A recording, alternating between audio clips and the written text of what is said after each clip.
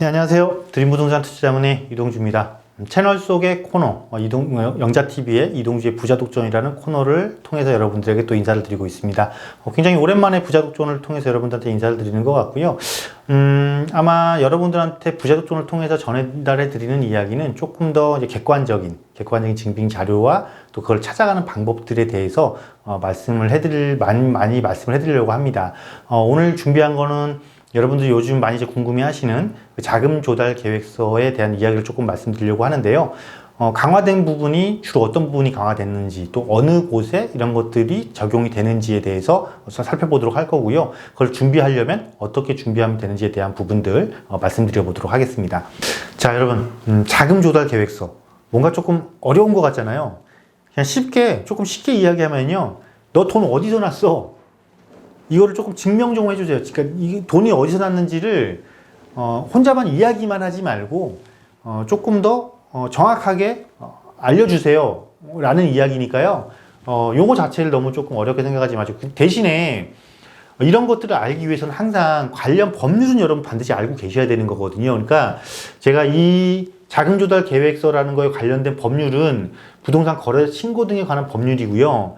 여기서 시행령 3조, 시행규칙 2조, 또 시행규칙 별지 제1호의 이 서식, 이 세 가지는 제가 말씀드리는 이유가 뭐냐면 정말 너무 궁금할 때는 이렇게 찾아보셔야 되잖아요. 그때는 요거를 좀 찾아보시라는 의미로 한 거니까요. 보셔서 너무 어렵고 이해가 안 간다, 법률 용어이기 때문에 그러면 안 보셔도 됩니다. 안 보셔도 되고 어떻게 하시면 되냐면 특히 거의 대부분 중개계약을 많이 하시잖아요. 중개계약을 하시게 되면 해당 그 중개사분이 자세하게 설명을 해주거든요. 그리고 중개사분이 말하는 대로, 요구하는 대로만 잘만 따라가시면요. 크게 어려울 거 없으니까 그렇게 참고를 해보시면 바라겠고요. 이렇게 보시면 돼요. 기존과 좀 달라진 것만 여러분이 체크를 하시면 돼요. 뭐냐면은 자금 조달 계획, 너 돈을 어디서 났어? 이거를 내야 되는 지역이 조금 많아졌다. 그리고 조건이 조금 더 세밀화됐다라고 보시면 되는데 여러분 조정대상 지역이라는 거 많이 들어보셨을 거예요. 그리고 투기과열지구도 많이 들어보셨고 여기서는 그냥 3억 이상 주택이다. 그러면 서울 같은 경우는 다 해당이 되거든요. 그럼 서울에서는 3억 이상 주택을 내가 구입할 때는 그 주택 구입 자금이, 그러니까 주택을 구입할 때 든 돈이 어디서 났는지를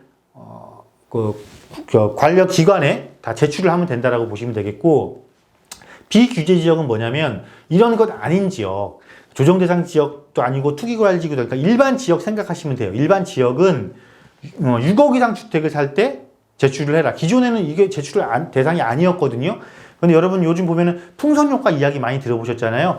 규제 지역에 가까이 옆에 붙어있는 지역에서 오히려 가격이 더 많이 올라가는 그런 상황이 벌어지고 있다 보니까 그런 지역에서도 이제 6억 이상 주택을 구입할 때는 이런 자금 출처, 너 돈 어디서 났어? 이거를 증빙하라. 이거니까 요거만 조금 신경 쓰시면 되겠어요. 그리고 조금 더 신경 쓰셔야 될 부분은 뭐냐면, 그러니까 제출 대상 지역. 이거는 이제 지역이 어딘지는 아셔야 되는 거잖아요. 근데 아마 지금 여기서는 이게 지역 굉장히 많기 때문에 조금 어려우실 건데, 이 화면을 조금 이렇게 캡처를 해 놓으셔서 하나 갖고 계시면 괜찮을 것 같아요. 지금 현재 시점까지 2020년 4월 시점까지 규제 지역, 제출 대상 지역으로 지정된 곳이니까요. 참고를 해보시면 되겠고요. 여기서 이 대상 지역을 제가 말씀드린 이유는 사실 조정 대상 지역 3억이 신규로 조정 대상 지역도 3억 이상은 내야 된다가 중요한 것보다는 투기과열지구에서 조금 더 강화된 부분이 많기 때문에 그래요. 어떻게 강화된 거냐면요. 이렇게 강화됐습니다. 투기과열지구에서는 9억을 넘는 주택을 구입할 때는요, 뭘 제출을 하라는 거냐면, 만약에 말로만, 이거 현금이 이만큼 있었고요. 그 현금 중에 예금액이 얼마가 있었어요. 이렇게 말로만 했다라면, 그리고 그냥 작성 서류에 기재만 해서 냈다라면, 이제는 거기에 맞는 증명서도 제출하라는 거예요. 간략하게 얘기해보면은 여러분, 통장에 돈이 들어 있습니다. 은행에 돈이 있습니다. 그럴 때는 예금 잔액 증명서를 은행에서 떼달라고 하면 떼주거든요. 그거 제출하시면 되겠고요. 내가 소득이 있었습니다. 나 경제활동 했습니다. 그때는 내 소득금액 증명서라는 걸 세무서 가면 뗄 수 있거든요. 요즘 인터넷에서도 뗄 수 있어요. 그거 제출하시면 되는 거고요. 내가 기존 주택을 처분했습니다. 그럴 때는 간단합니다. 기존 주택 처분한 계약서 제출하시면 돼요. 그리고 만약에 저 이만큼 돈 빌렸어요.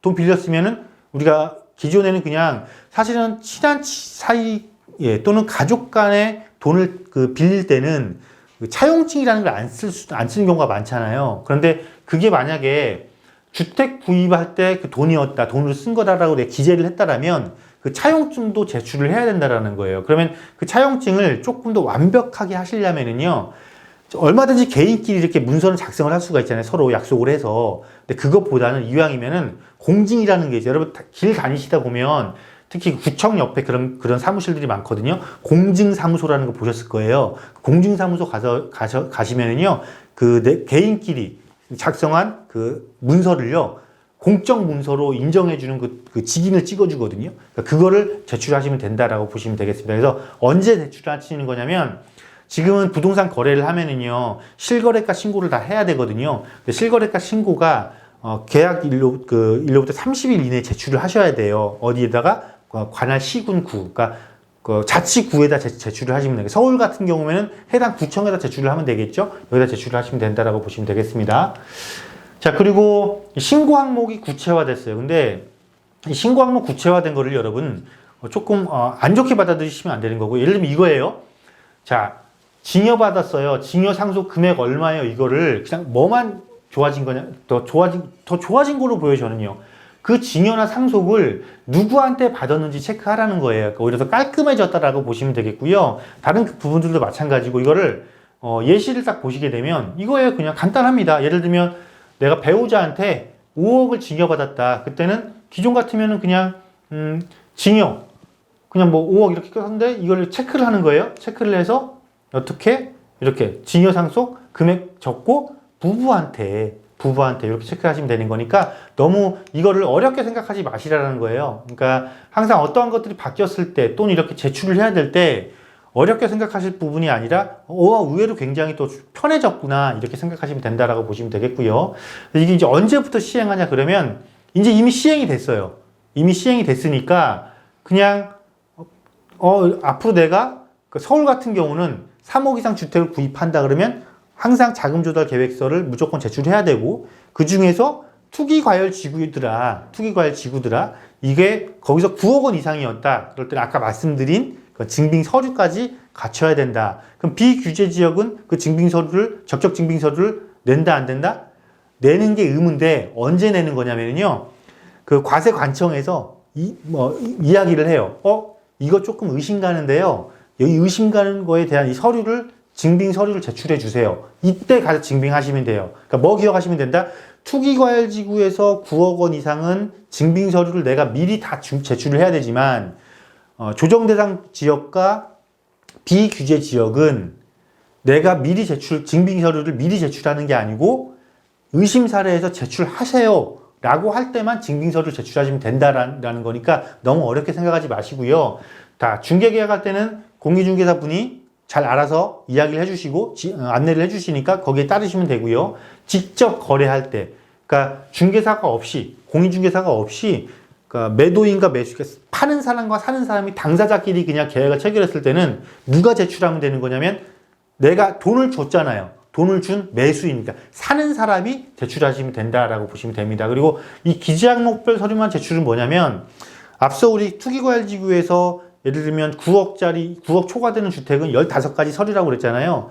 그거 내가 해당이 안 되는데 그 서류를 다 갖추라는 게 아니고 내가 해당된 거에만 관련된 서류만 제출하시면 된다라고 보시면 돼요. 그래서 깔끔하게 정리를 해보면요, 너무 겁내실 거 없고요. 그냥 제출 대상 지역이 이제 비규제 지역도 6억 이상은 제출해야 되는구나 라고 생각하시면 되겠고요.